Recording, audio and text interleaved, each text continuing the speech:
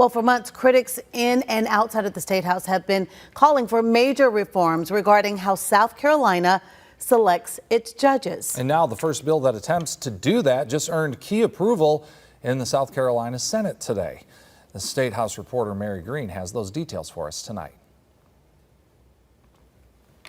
South Carolina is one of two states where the legislature elects judges.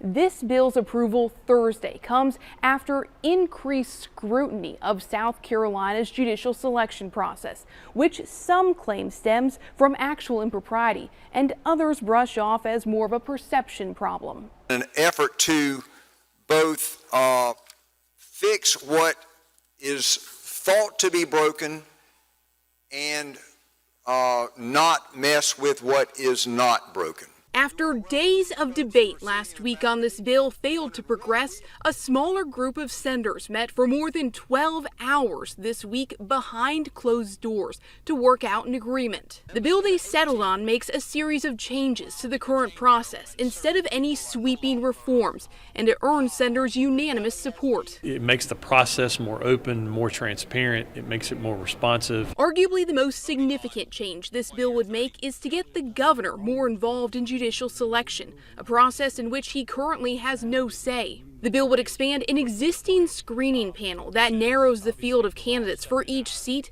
from 10 members to 12, who would be term limited.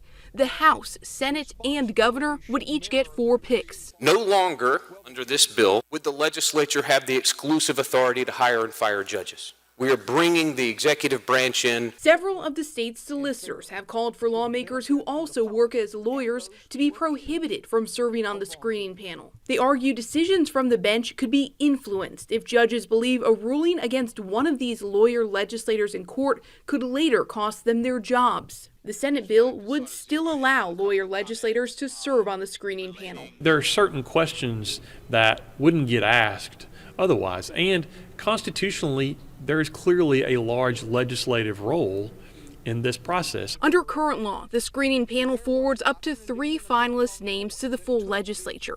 This bill would widen that to 6 candidates, among other changes. A compromise that nobody loves, but everybody can live with. And after final approval in the Senate next week, this bill will head over to the House, which has its own judicial reform legislation in the committee.